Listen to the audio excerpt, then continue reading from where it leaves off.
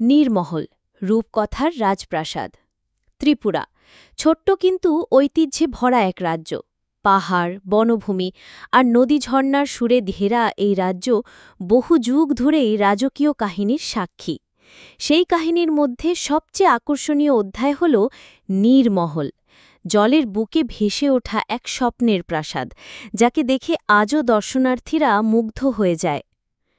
নীরমহলের ইতিহাস শুরু হয়েছিল ত্রিপুরার মাণিক্য রাজবংশের শাসনকালে।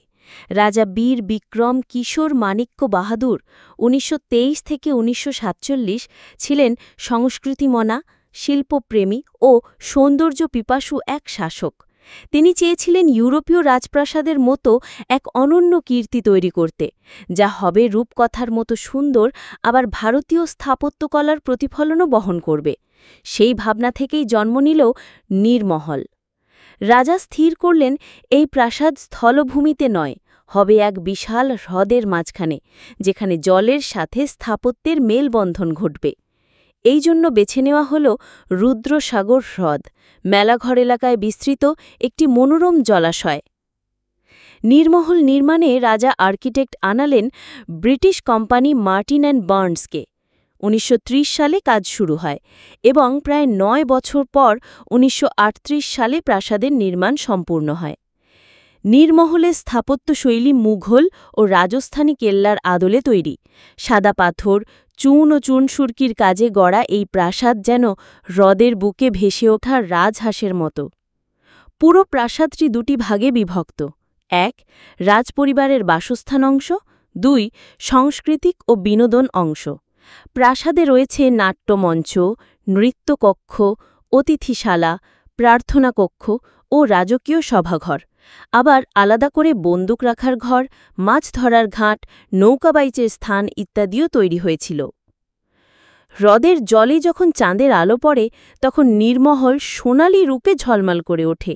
দিনের বেলায় পাখিদের কলকাকলি আর নৌকা ভ্রমণ প্রাসাদের সৌন্দর্যকে আরও বর্ণময় করে তোলে। দূর থেকে দেখলে মনে হয় জলের বুক থেকে উঠে আসা কোনো স্বপ্ন রাজ্য। রাজা বীর বিক্রম এই প্রাসাদকে কেবল রাজকীয় জীবনের জন্যই নয়, সংস্কৃতি ও শিল্প চর্চার জন্য তৈরি করেছিলেন। এখানে নৃত্যানুষ্ঠান, গীত, সঙ্গীত ও কবি সম্মেলন বসত। স্থানীয় মানুষজন নীরমহলকে ঘিরে নানা গল্প বলে থাকেন। অনেকে বলেন এটি জলের রানী, আবার কারো কাছে এটি প্রেমের প্রতীক।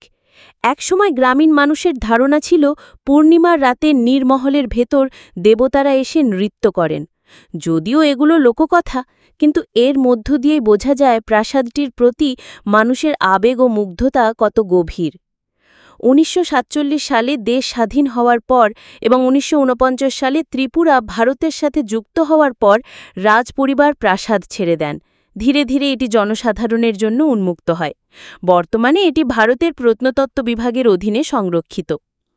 নীরমহলের অন্যতম আকর্ষণ হল বার্ষিক নীরমহল জল উৎসব। সাধারণত আগস্ট মাসে এই উৎসব হয়। তখন রুদ্রসাগর হ্রদে নৌকাবাইচ, সাংস্কৃতিক অনুষ্ঠান, লোকসঙ্গীত ও নানা প্রতিযোগিতা আয়োজন করা হয়। দূর দূরান্ত থেকে পর্যটকরা এই উৎসবে অংশ নেন। আজকের দিনে নীরমহল কেবল ইতিহাসের স্মারক নয়, ত্রিপুরার পর্যটনের অন্যতম আকর্ষণ। দেশ বিদেশের ভ্রমণকারীরা এখানে আসেন প্রাসাদের সৌন্দর্য উপভোগ করতে। সূর্যাস্তের সময় প্রাসাদের প্রতিচ্ছবি যখন হ্রদের জলে ভেসে ওঠে, তখন তার সৌন্দর্য ভাষায় প্রকাশ করা কঠিন। পর্যটকদের জন্য এখন নৌকা ভ্রমণের ব্যবস্থা রয়েছে। সন্ধ্যাবেলায় আলোশোভিত প্রাসাদ পর্যটকদের মুগ্ধ করে। এছাড়াও স্থানীয় দোকানপাটে হস্তশিল্প, ঐতিহ্যবাহী পোশাক ও খাবার পাওয়া যায়, যা ভ্রমণকে আরও আনন্দদায়ক করে তোলে। নীরমহল কেবল একটি প্রাসাদ নয়, এটি ত্রিপুরার সাংস্কৃতিক পরিচয়ের প্রতীক। এখানকার স্থাপত্য মিশিয়ে দিয়েছে ভারতীয়, মুঘল ও রাজস্থানী ঐতিহ্যকে, ফলে এটি এক অনন্য শিল্পকর্মে পরিণত হয়েছে।